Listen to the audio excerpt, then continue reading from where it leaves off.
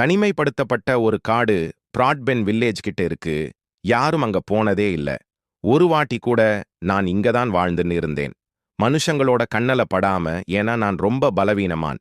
சைலண்டா இங்கதான் இருந்தேன். யுஜின் என்ற ஒரு பலவீனமான காற்ற நாளுக்கு நாளாக உயிர் வாழ்ந்தேன் நின்றது. அது வேற யாரும் இல்ல, அது நான் தான்.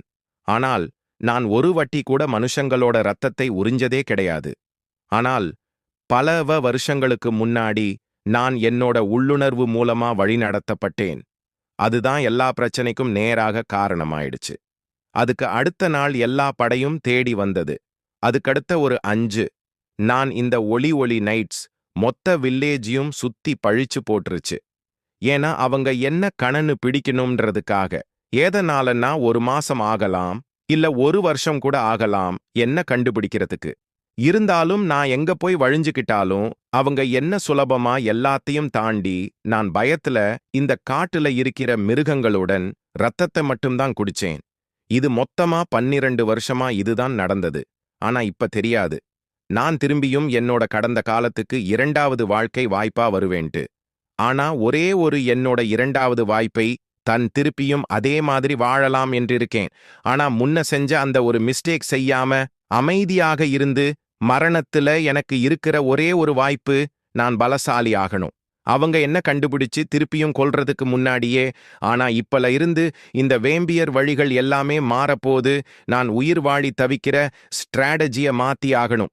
ஒரு வேம்பியர் பலசாலியா இருக்குன்னா அது இன்னொருத்தவங்களோட ரத்தத்தை குடிச்சுதான் பலத்தையா தீக்க முடியும். அப்படிதான் அந்த குடிச்சு ரத்தத்தோட நெருக்கத்தை விட பலசாலியா இருக்க முடியும்.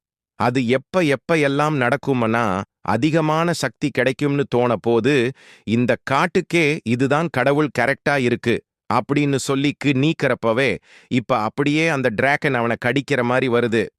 நம்ம ஹீரோ டக்குன்னு அங்கிருந்து அப்படியே தவிக்கிறான். தப்பிச்சிட்டு அப்படியே அவன் அதை பார்க்கறான். புறம் பார்த்து நிக்க அதோட வச்சு ஒரே அடிதான். அப்படியே எகிரி ஒரு இடத்துல உளறான். ப்ரோ உழுந்து நிக்கிறப்ப அது அப்படியோ பயங்கர கோவத்துல பாக்குது அப்படியே அவனை. ஆனா இப்ப இருக்கிற என்னோட ஒரு பலவீனமான ஒரு உடம்பு வச்சுக்கிட்டு நான் அதோட அட்டாக்ல தப்பிக்க தான் முடியும். ஆனா என்னோட ஒரு சிறிய காயத்துல கூட ஏற்படுத்த முடிஞ்சா நல்லா இருக்கும் நினைக்கிறான் ஹீரோ. என்ன இது பார்க்க ரொம்ப பலமான ஒரு மாஸ்டரா இருக்கு. அதனால ஏதாவது ஒரு சின்ன அட்டாக் அது மேல செஞ்சேனா அதோட ரத்தத்தை என்னால உறிஞ்சிக்க முடியும். ஆனா இதுவரையும் நான் உயிர் பழிச்ச விதம் என்னோட எழுப்ப குறிக்குது. ஆனா அது தோத்திரம் தெரிஞ்சாலும் இப்ப நான் தயங்க வேண்டிய அவசியம் இல்ல. நான் உண்மையிலே நம்பி இருக்கக்கூடிய ஒரு சக்தி எனக்கு தேவை அப்படின்னு சொன்ன உடனே ப்ரோ அந்த டிராகன் அப்ப வாய தூக்கிட்டு வரப்ப அதோட தான் நாக்குல அப்படியே குத்திட்டான் ப்ரோ.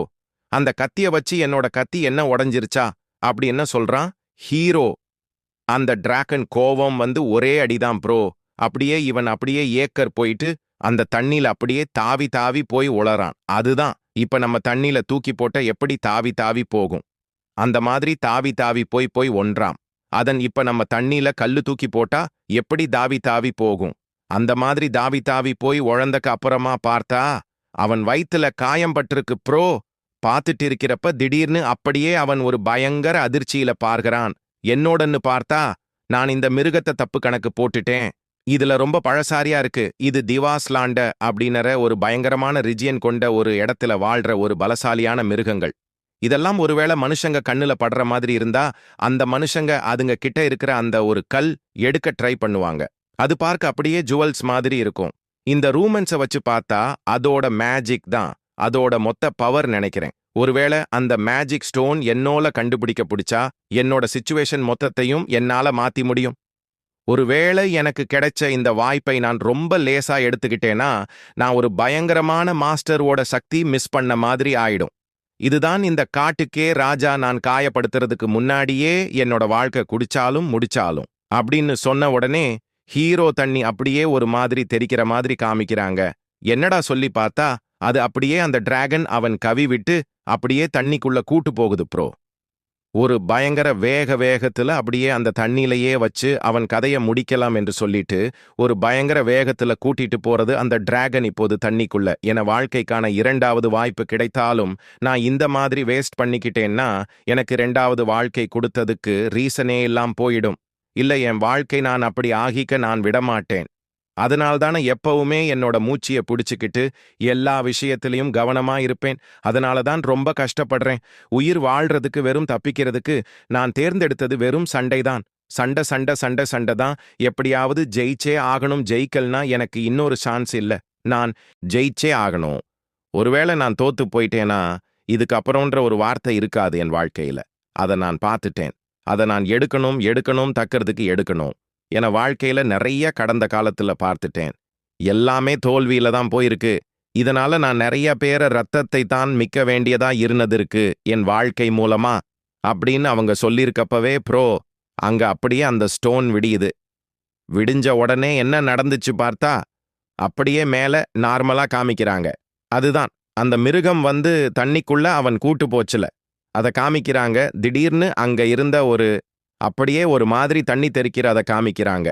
அதுல பார்த்தா ஒருவேளை நான் ஒரு சான்ஸ் திருப்பியும் அவனுக்கு கொடுத்த நான் சபதம் செய்றேன். நான் சண்டை மட்டும்தான் போடுவேன், திருப்ப பயந்து ஓடலாம் மாட்டேன்னுட்டு அப்படின்னு சொன்ன உடனே அந்த மிருகத்தை காமிக்கிறாங்க. அப்படியே செதறி அப்படியே மேல வருது அப்படியே பயங்கரமா.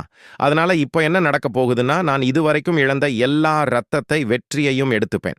இதோட இந்த எபிசோடு முடியுது நண்பா. அடுத்த எபிசோடு நம்பர் திரும்பி பார்ப்போம்.